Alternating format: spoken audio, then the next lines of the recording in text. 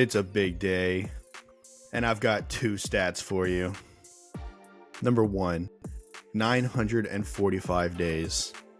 That's how long it's been since Lewis Hamilton's last win, and I have been waiting 945 days to see him cross that line in first once again. Oh, what an amazing race. Stat number two.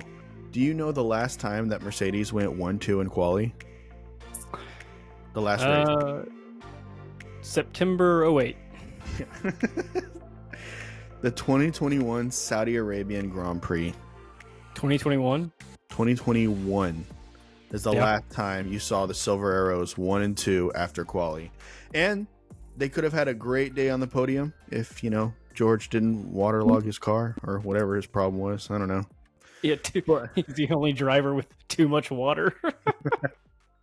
But the man of the day, of the hour, of the race, of the week is Sir Lewis Hamilton. And I could not be any happier than I am right now. I mean, let's be honest. I was really questioning that driver of the day vote. Should he have really won? I mean, there were so many better options. You had Valtteri Bottas. You had Zhou Guan Yu, ahead of Valtteri Bottas for like none of the race. He was getting lapped on lap 7.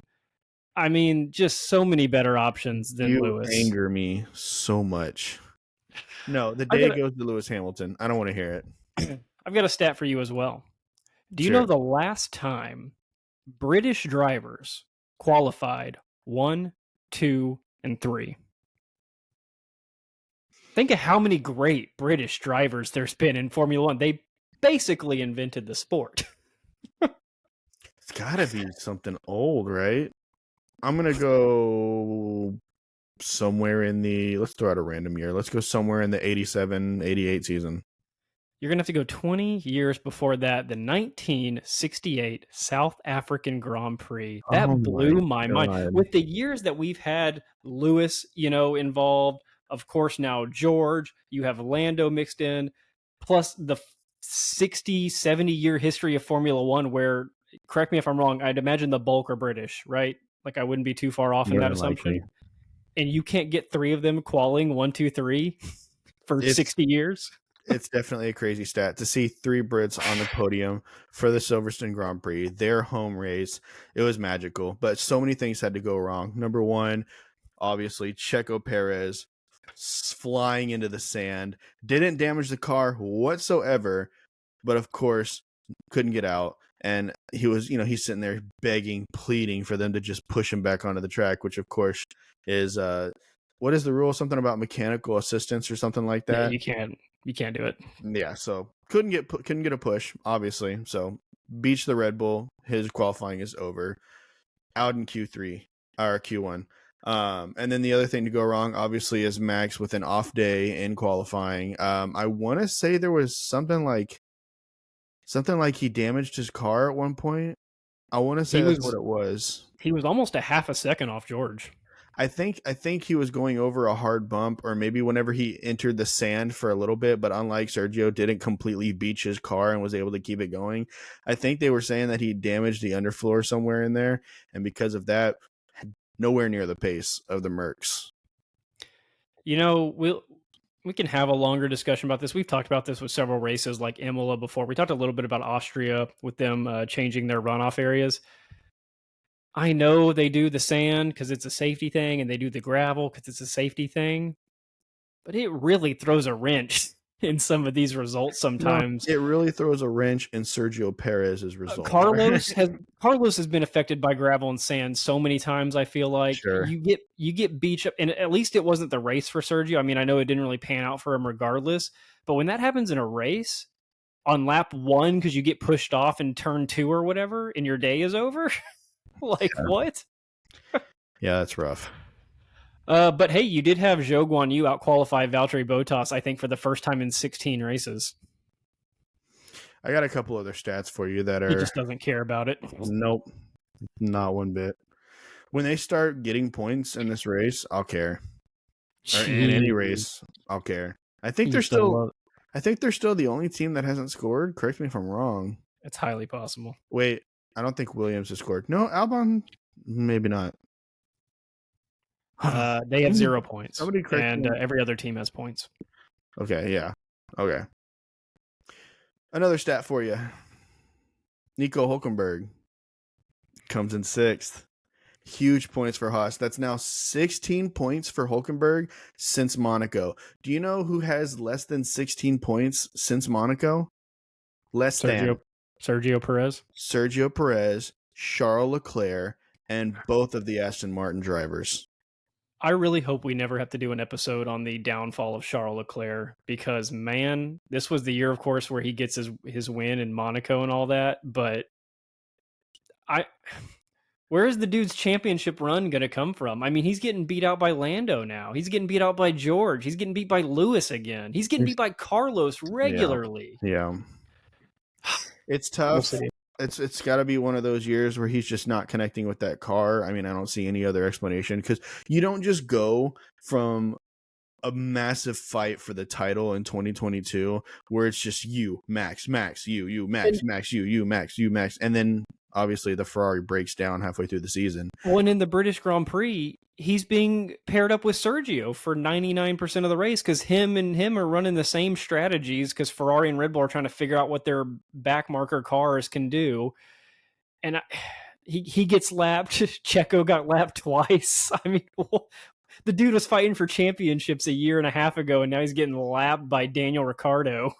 He's trying. He's trying. Obviously, I want to say that, and I could be wrong on this, but I want to say it was his decision to go to the slicks from the inters because he thought he could get a quick advantage.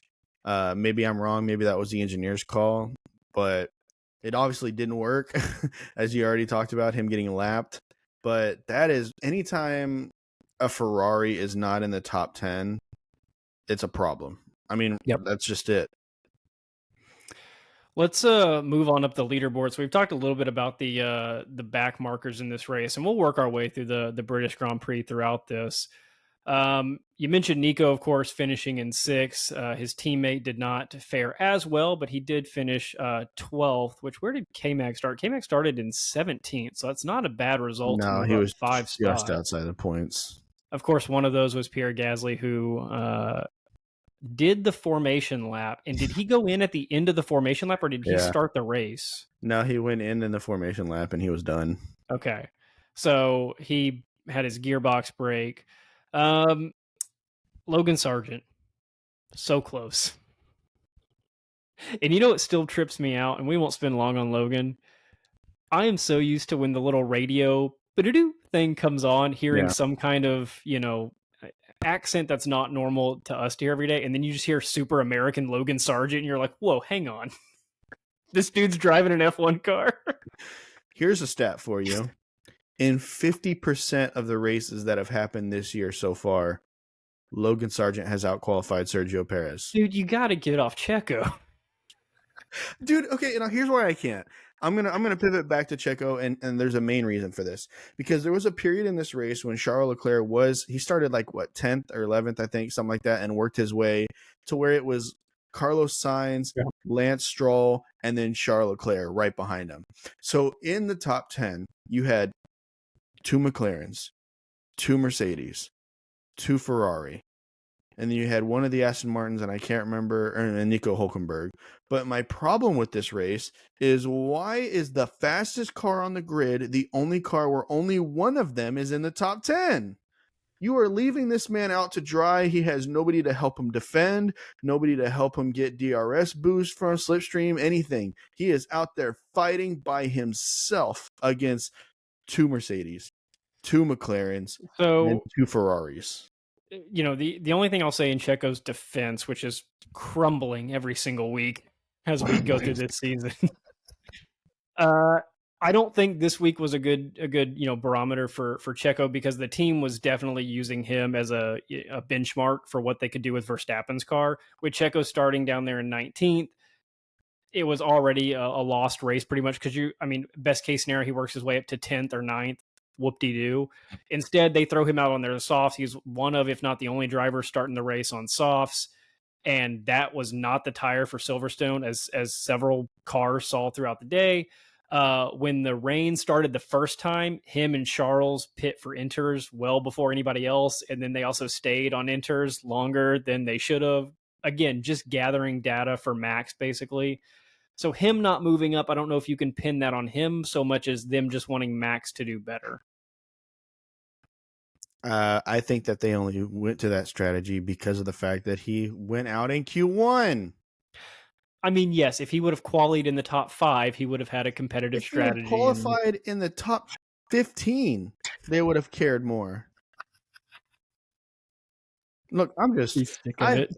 I have Look, I'm almost fully with you. I question the re-signing of Perez. That was the thing that really ticked me off. With Lawson sitting there, especially, I question it. You have Lawson, Yuki, Daniel, and Carlos all sitting there waiting for that shot at that Red Bull car. I don't know if Carlos has been in talks whatsoever with Christian Horner, but I'm sure at some point he was.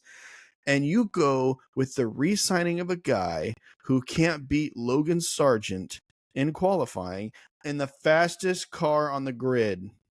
The move should have been Carlos, and bring in Lawson to the RB team or some combination of those moves, but they didn't do it, and they're sticking with Checo. So moving up into the points, let's see. You do have Yuki securing 1 point for the RB team. Albon secures 2 points for Williams. Double points finish for Aston Martin. Did we both predict Alpine double points finish for this race, or was that last week? I don't know, but they didn't get it this week, but Aston Martin did. It's not like it's a bad bet because Alpine has been pretty consistent in late, but yeah, no, they were nowhere to be found as Pierre Gasly didn't even find the starting grid and Ocon finishes 16th. And we'll talk a little bit more about one half of Alpine's team as we near the end of this episode at some point. But let's move into where the major storylines of the race are, and that's going to be your top 6, because I feel like the top 6 throughout the day was filled with crazy battles, whether it be for that 6, 5, 4 spots, or of course the top 3 spots. Sometimes you had the top 4 all battling for it. At one point, I want to say there was 2 major gaps in the race, and I want to see if I can find these in my notes. On lap 26, we'll quickly jump back to Leclerc and Checo. There was a 54-second gap between 15 and 16. Leclerc being in 16 at the time. That shows you what was going on in the race. And then let's see. At some point, there was like a 16-second gap between 6 and 7. And they're just, here it was. 16-second gap to 7th place. Hulkenberg and Sainz on lap 21. So Hulkenberg actually flipped the script and made up a almost 20-second gap to get himself into the top 6. Pretty good little day. I loved every second of it. Every second that I was of that race. Except maybe the start. The start was a little rocky for him, but Yeah. So Carlos Sainz was never a major player, and correct me if I'm wrong, but he was never a major player for the win, but he was a constant player for the top 4. He did finish in that 5 spot, but moving in the top 4 is where you have your battles. You have Oscar, Lando, Max, and like you said, the man of the hour, Lewis.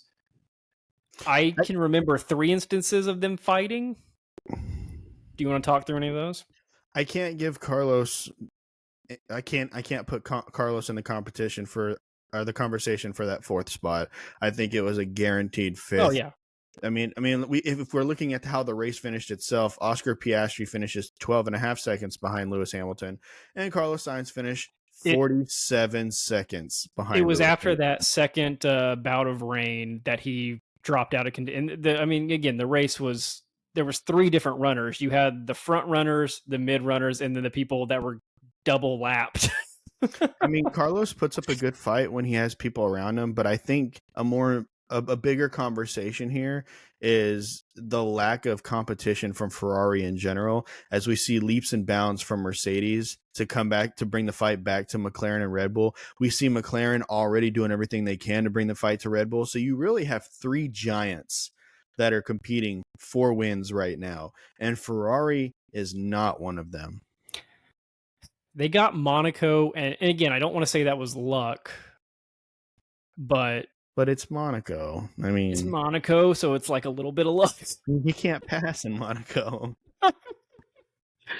But yeah, I mean, there's something to that. They of course had a car that could perform very well there, but I think you're right. They are definitely behind the pace of Red Bull, McLaren, and Mercedes, which is not ideal if you're Which is Fred. weird because we started this season off saying it's Red Bull with Ferrari right behind them, and Well, then McLaren and Mercedes are battling it out. and the fact that you had Nico beating both Ferrari drivers on occasion. Yep. You never want the team that you supply beating you. I mean, even as it stands right now, their supposed number one that they're holding on to finishes clear back down the list, and Nico Hulkenberg finishes 6th, right behind Carlos Sainz in 5th. Ferrari's going to mix it up next year, drop Charles and sign Nico. It's going to be the old man You know path what? to the victory. I'm here for it. The Nico Lewis team? I'm here for it. I'm just saying, if Nico can do what he can do in that back marker Haas by regularly putting it in the points and lately high in the points, taking advantage of any top car that's underperforming. If he can do that in the Haas, imagine what he could do in the Scarlet Ferrari. I want to talk for a second about Oscar. So Oscar's where we crack into our top 4 and some legitimate contenders. Now, Oscar was never going to win this thing, but he plays his part at McLaren so well. And I know you're going to perk up at him not winning because he was in the lead after they pit Lando last, but he wasn't going to stay in the lead. He's doing so well for his role in the sport. What is this? His second full year in the sport. He started off with the whole contract battle. He immediately gets put into an elite team, but he's put on an elite team that started out struggling, and he's got to work his way through all of last year with a cruddy car until they finally figured out at the end. And then this year it starts out a little bit of rough again, but he sticks with it, keeps learning his role. And every single race, him and Lando now over the past 6-7 weeks, they've been right there rolling with each other through these packs. And it's not like he's getting left behind. Usually when we see the older experienced driver and the younger driver, the older experienced driver takes off, they leave their guy behind, whatever. You'll have one guy finish 10th, one guy finish 5th or 4th. Every week they're right with each other. Well, every week. See, that's typically how the races start, and maybe for a good quarter of the race, it's like that. But then we eventually do start to see the experience and the race pace of Lando Norris. So I guess a bigger conversation here for where the expectation for Oscar Piastri is he has to be a guarantee beating both Ferraris and in contention with one of the Mercedes if you want to still put a Mercedes below McLaren.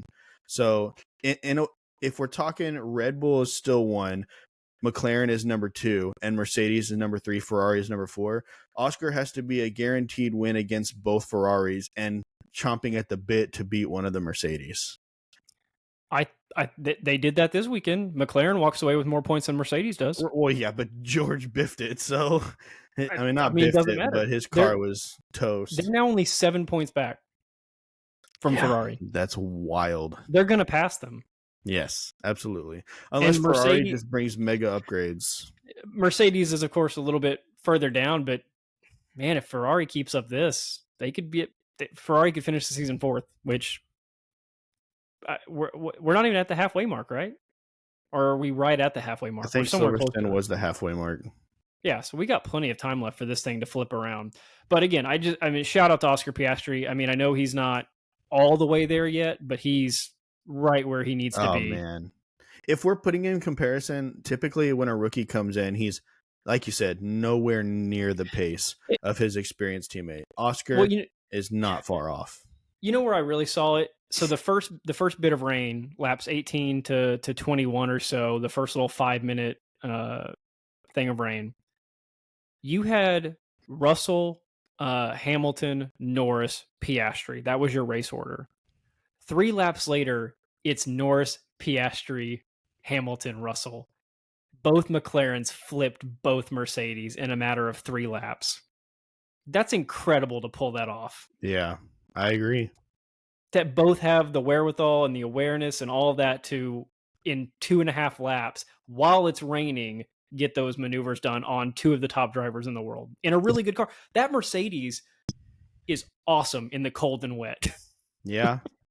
Yeah. Other than George's, again, water leak issue, that's the reason Mercedes was competitive all weekend, is because they have a car built for that weather somehow. Oh, that's British. They build it when it's 50 degrees and raining all the time. Then they take it out to Jeddah, Saudi Arabia, and the car just melts. It's 110 degrees. Okay, we're getting in the top three. What were your thoughts on those three battling it out throughout the day? Your Hamilton, Verstappen, and Norris. I didn't know which way it was going to go. I mean, there was points in this race where I was like, oh, Lando's going to get his second win. There was a point when I thought, oh, maybe Oscar's going to pull this off.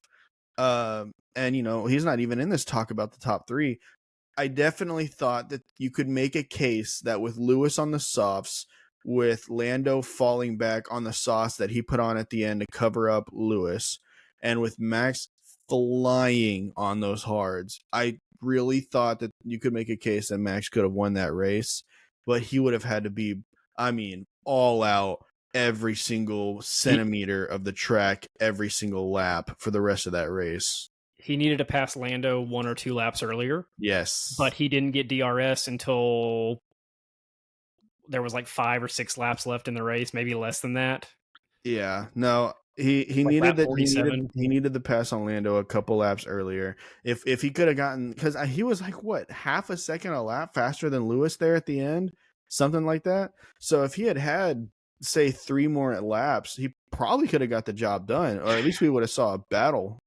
When I loved Lewis in the little driver chill out room before they go out on the podium, Lewis just calling out all of McLaren's strategical mistakes to Lando, and Lando just sitting there going, I know. Yeah, I know. Lewis is like, you pit 1 lap late there. And Lando's like, yeah, we did. And Lewis is like, didn't you have an extra set of tires? Why'd you go? I don't know. We did, though. Like the fact that Lewis knew all of that while he was out on track battling Max and Lando, and he just sees the mistakes. And then Lando gets hit with the 4-second stop, was it? And, you know, McLaren, we haven't talked a lot about their strategical woes, but in this race, they had 2 or 3 big hiccups, one of them being the long pit stop for Lando, the other, Oscar, pitting 1 lap behind the rest of the pack, not working and coming out in 6th when he was in the lead. Yeah. Another thing, I don't know if you heard the announcers talking about this, and maybe it's not even something that came into question. Maybe it's not something that actually happened at all, but they were definitely talking in the commentary box about when you're going from wets back to slicks, you have to make an adjustment to the front wing. And he felt that in the weird pull in that Lando Norris had, and then they were just trying to get the tires off and get it back on. They talked about how they didn't think that adjustment got made to the front wing. If there is anything that needs to be changed about a car ever in this race, in the sport, you're immediately losing positions, because every single centimeter of a race matters. I mean, every second, every 10th of a second, every 100th of a second matters. So if you're losing, let's say you're losing 100th of a second every single lap, that's a big deal. Especially when you have Max Verstappen, who's setting fastest lap after fastest lap after fastest. I think Carlos finished with the fastest lap, but Max was getting him for like the last 4 laps up to the finish. So Carlos pits on the second to last lap and then comes out for the final lap flying and takes the fastest lap. But for a long time there, we saw Oscar Piastri on the mediums and Max on the hards just trading fastest laps back and forth, and that was exciting to watch. Which, that alone, Oscar Piastri on mediums and Max on hards trading fastest laps, should right away give away that Lewis and Lando on the softs were clearly on the wrong tire. Yeah, and I think you're right. Max, you know, Lando had a shot for a while. If it wasn't for that pit stop, who knows? Now, he did finish 7.5 seconds back, so who's to say an extra second or and a half in a pit really caused him to lose? Because Right. even Lando in the breakout room said, like, he basically said to Lewis, even if we didn't make any of those mistakes, you still win. Yeah. That's what he told. Now, that could be him being nice, but it's a 7.5 second gap. I think Max did have a legit chance, though, if he would have made the pass on Lando a couple of laps earlier, gotten DRS. He never got within DRS range of Lewis, which, if you're going to have a duel to the end, a final 2 showdown, you've got to have DRS involved, and it wasn't. And so Lewis kind of easily took the British Grand Prix after just a day of really good, clean driving, making overtakes when necessary, conceding positions, like giving it to the McLarens back when it first started raining. The strategy for Mercedes paid off throughout the day for really both drivers. I mean, George kind of got the short end of the stick going from first down to fourth and then being retired. But even then, a 1-4 finish for Mercedes would have been an excellent showing out of a car that struggled for 2.5 years. And with the pace that Mercedes was showing at Silverstone, who's to say that George couldn't have snuck into that third spot, making an all-Brit podium for the Silverstone Grand Prix? Yeah, but Max has to ruin that because he's Max. But you know what? I'll tell you this. This year is so exciting, way more exciting than I thought it would be. We talked before about our personal biases towards teams, and I do like Max and Red Bull, but let's be honest, it does get a little bit old. You want some excitement in the sport. You don't want to just hear Max wins every single week. Right. And this year, the fact that we've had Lewis win, Lando getting a victory, Charles getting a victory, it's fun. Didn't Carlos get a victory this year? Carlos got a win somewhere, We've got maybe. George getting a win. We've got Lewis getting a win. And the fact that every race isn't being finished by 10 seconds, 15 seconds, 20 seconds. Look at this spread. 1.4, 7.5, 12.4. Now there's the gap with Carlos, but he did pick it on it would have been closer. Regardless, you had 5 drivers within 20 seconds, whereas in years past or even weekends past, that's the gap between 1 and 2. Yeah. We talked about this maybe 6 months ago, right before the season started, just wanting some additional, fun in the sport. And we said that would take 4 or 5 drivers finishing within 15 or 10 seconds of each other. We're getting that now almost every single week. Yeah, it's by far one of the most exciting things. And you know what it really does is it amps me up for 2025. Right, because it's the year right before the big rule change. All the cars, all the development, it all leads to this. This is the best every team's got, and you're seeing that, like Red Bull, just like Mercedes did when they switched to the turbo hybrid or whatever it was. Red Bull cracked the code on this iteration of cars. The other teams are starting to catch. Red Bull had almost peak performance from the start. That's what they did. They've made incremental, small little gains. Of course they have their Red Bull, but the other teams have made huge leaps and jumps to catch up to Red Bull's pace, and it's showing. Yeah, I cannot wait for 2025. Do you have anything else race-wise because I want to finish this thing off on a sentimental side. So if you have anything else, any battles, engineering, communication, comms, anything? No, do you want to do the Haas thing just real quick? Yeah, let's talk about the Haas thing. So before, or I guess right when the weekend got underway, you had some big news. This year's been odd with the driver market. We had Lewis breaking very early in the season that he was doing the Ferrari thing next year. You had Ocon, of course, being told a couple of weeks ago that he was going to leave Alpine. The driver market's been sporadic, and it doesn't really come at times that make sense. A lot of it's supposed to happen during the summer break, but that's not happening. Carlos still is up in the air. But anyways, this week you had Haas announce their driver lineup for 2025, and Jeremiah loves this driver lineup. Folks, let me tell you, you have the young up-and-comer, Ollie Behrman, sticking in that Ferrari seat. He's going through the Ferrari Academy with Haas. It's going to be an exciting time. We're getting youth at Haas. And then he's joined by the seasoned veteran, the pro's pro, everybody's favorite personality on the grid, Esteban Ocon. I can't stand it. Oh, it's so bad. Oh my gosh. I don't understand it.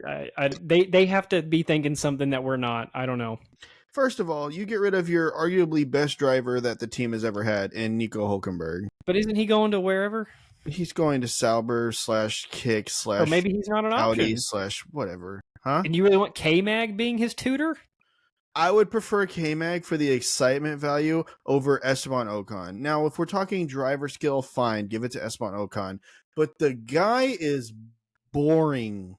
And when you have a driver that's doesn't attract a fan base whatsoever. He doesn't attract his own country's fan base somehow. Exactly. So when you don't attract a fan base behind you and you do a big mess up like him and Pierre Gasly in Monaco, you villainize yourself. And the only way you're able to really villainize yourself is if, like I said, you don't have a fan base to back you up in the media. He is boring. Personality-wise, he says exactly what he's supposed to say and doesn't really get in the media, doesn't say anything wild, doesn't do anything wild. He kind of is just there. He's a placeholder in the sport. And, we've talked about Haas trying to gain more of a grip on the American market. And Ollie Behrman's a guy that definitely could. Esteban Ocon ain't getting you none of the American market. No, but I'll tell you this. No. I am excited for the bringing in of Oliver Behrman. It's scary because Haas hasn't had young talent since Nikita Mazepin and Mick Schumacher. You don't have a great track history of raising young talent to the Ferrari ranks. But at the same time, that's what Haas is supposed to be, is a development team for that Ferrari team. So they need to be bringing in the young talent. It's just I cannot stand that Oliver Behrman is teamed up with Esteban Ocon. Maybe he'll too learn how to crash into teammates. Look, you just got to do it like this. Just shows him on the simulator.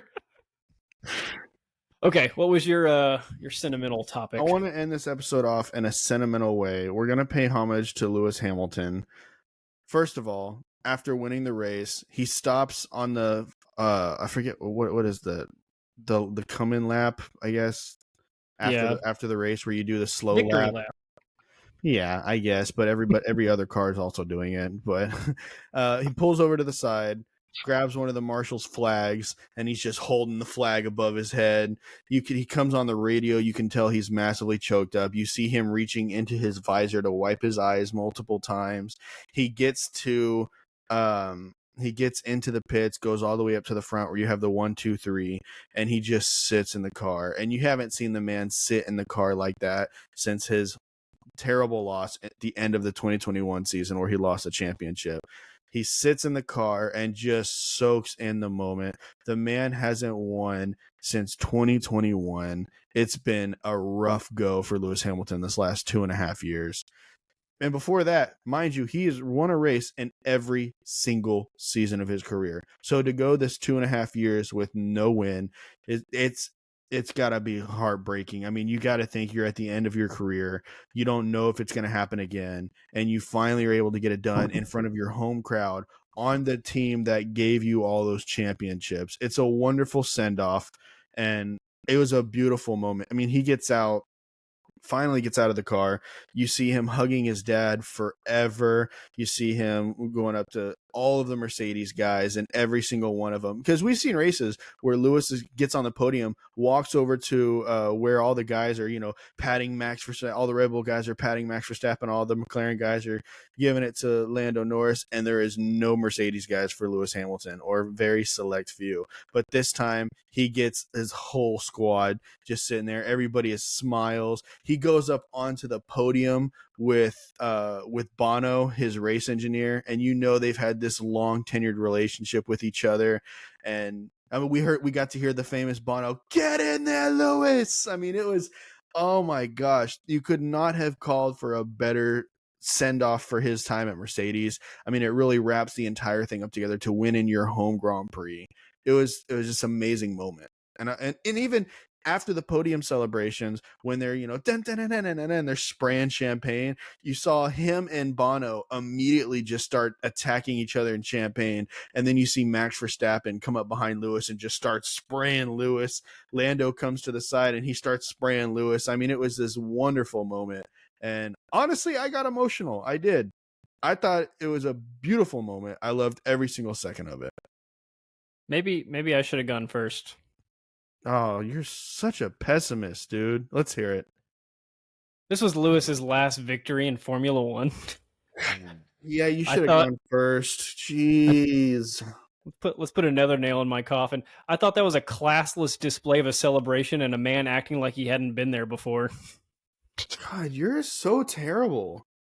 I hope you get lit up in the comments. I really do. So the second part of that statement, the classless display, no, I thought his celebration was really cool. I mean, if anybody else would do that in a race, it might seem, like a bad taste or whatever.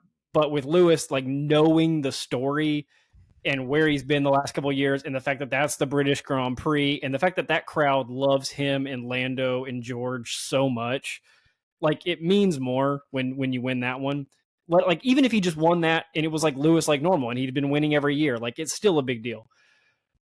But man, I'm going to stick by the first point I made. I think that's Lewis's last win. Now, Mercedes has not fielded as competitive as a car this year as McLaren and Red Bull, sometimes Ferrari. It does better in the cold. If we get another cold and wet race, maybe. But even George is, for the bulk of this year, outpacing Lewis. He's going to Ferrari next year, and I don't see it happening. I just don't. I think he's following the Vettel train and just... But do you see it not happening because you don't see Ferrari as a winner? Both. Or you don't see Lewis as a winner anymore? Both. I think Lewis could pull out a victory in a top-tier car. I don't think Ferrari's given him enough. And I don't think Mercedes has given him enough this year. Now, again, granted, this was a very good race for Mercedes, but they had to have a lot go right, and they had to have the weather be perfect, and they had to have a lot go wrong for the other teams. And it did. But I think that was his last win. And you know what? If that was his last win, it was a really good last one. That was an epic display of driving and skill, strategy. The British Grand Prix, he's won 9. I mean, come on. I'm not going to say that it's a bold call because he is at the end of his career on teams that aren't the top dog. But I'm not going to say that it's true. I'm going to ride on the Lewis Hamilton train. I'm going to keep it going. Who knows? 2026, maybe Ferrari is that team. We saw Mercedes nail it in the turbo hybrid area. We saw Red Bull nail it in the new variation of the car with the new rear wing and the ground effects and everything else. The ground effects era, Red Bull nails it. I mean, it's still a possibility that Ferrari could just absolutely nail it in the 2026 iteration of the car. And if that's the case, then it's Charles versus Lewis. And if that's the matchup, I'm sorry, I know you disagree. Give me Lewis Hamilton. Charles has not shown me enough to prove to me that he can go toe-to-toe every single race and beat Lewis Hamilton. He can. He'll win races. But when it comes to if Ferrari nails 2026 regulations, give me Lewis to win that driver's championship. Let me ask you this one question before we wrap up. If you put George and Charles in equal machinery, who wins? There was a time where I would have said Charles Leclerc flat out without a doubt, but George has proven to be quite a driver recently, so I'm going to put them dead even, if I'm being honest. Keep in mind that Charles is 4 spots ahead of George on the leaderboard. Well, sure, but he also started the season off with a better car. Yeah, that's a tough debate. I mean, Charles can't even beat his teammate through and through every single race. Yeah, well, I'd put Carlos ahead of all of them. Let's be honest. Carlos is great. I don't know why Carlos doesn't have a seat right now. Right. It's really confusing to me. Last little point. This is random, but Carlos apparently is in talks with Mercedes again. So there's a little fun fact for you. He should be in talk with somebody good. Yeah, well, I don't want to see him end up on Williams. All right, y'all. Let us know in the comments, was this Lewis Hamilton's last win in Formula One? Guys, if you think this is just Nico Hulkenberg getting started, we'll see him in the top 3 here pretty quick. I'm going to ride that train with you. In an Audi, maybe. All right, we'll see you. Bye, guys.